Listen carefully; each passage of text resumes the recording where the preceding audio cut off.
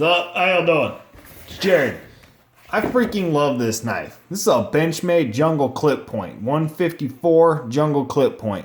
It's made out of 1095, and I reprofiled it to 20 degrees. The edge out of the box was decent, you know what I mean? But I, gave it a nice polished edge. This is a phenomenal performer. I've just fallen in love with this knife. I keep it in my backpack, either in my backpack or in my truck. It bounces around between the two. The sheath is holding up quite well, and it's got this great patina look to it. I love the way that the sheath is starting to come in. You can actually see the back of the clip right here where it's molded into the sheath because it's bent a little bit from where it's actually sitting in my pack.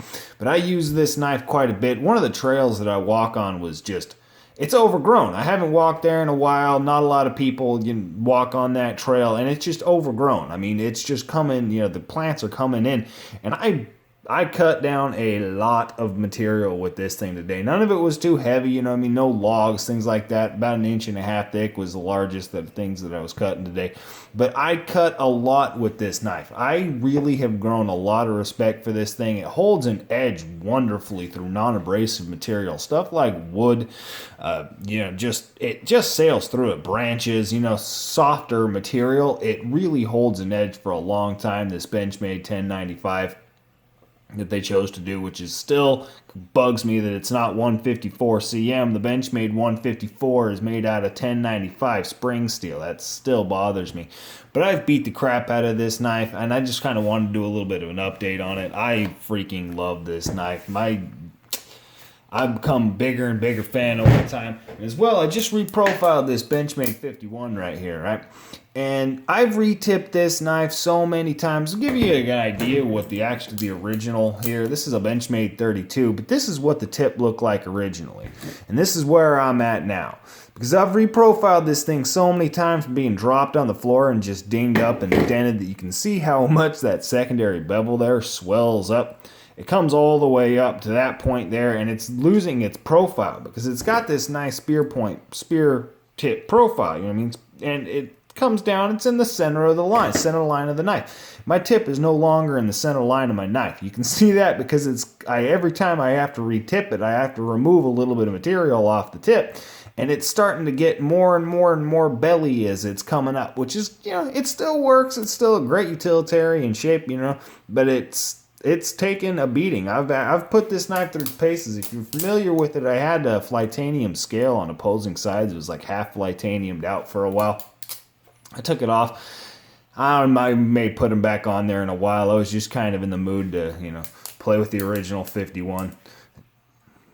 It does have a nice feeling to it. This is an excellent knife. I've beat the crap out of it. You can see there's a lot of wear on the blade from hitting the inside of the handles up there at the tip. There's that scratch mark there. There's the same thing on the other side here.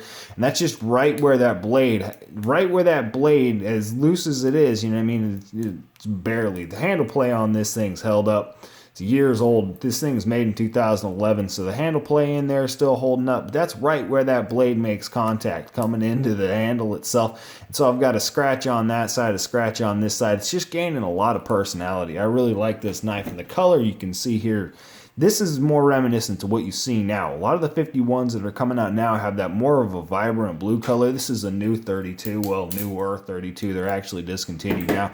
But that deeper, darker blue that was on the original, it varies model to model, month to month. It varies, but I love that blue color. How deep it is opposed to what's coming out. More reminiscent to what's coming out now on these Benchmade 51s. I'm carrying this thing around. This is a ProTech Tantilla. I've been carrying this thing around in my boot the last little bit, and I really like this knife for a left-handed knife because I like to carry an auto on my left-hand side because it's in my left boot. Just because I'm not the best coordinated with my left hand. So actually having the ability to have an auto in my left hand, I just really like. This is illegal to carry in California because it has a dual-edged blade, right? But this is discontinued as well, but it was marketed as a California legal automatic, which I don't think is true because this is technically a dirk or a dagger according to the state of California, which makes it illegal no matter what the blade length is, but it's sub 2 inch auto out the single action out the front, automatic, and I'm willing to carry it just on the grounds that I'll still carry this thing around, even though I do think it's probably illegal, the fact that it's got a dagger blade. But I love how squat this thing is. It's just short and fat, and that blade is actually relatively thick. I don't know the dimensions of this blade as far as thickness, actual stock thickness, but it's just this little fat stubby thing that I can actually get majority of my fingers on there. It's not very comfortable, but I can hold it behind my pinky, and it's held up. I mean, I've had this thing for a few years now, and it's held up. It's still doing good. Doesn't have a scratch on it. For as much as I've carried this thing, the parkerizing finish that they did on this aluminum handle here from ProTech is just excellent.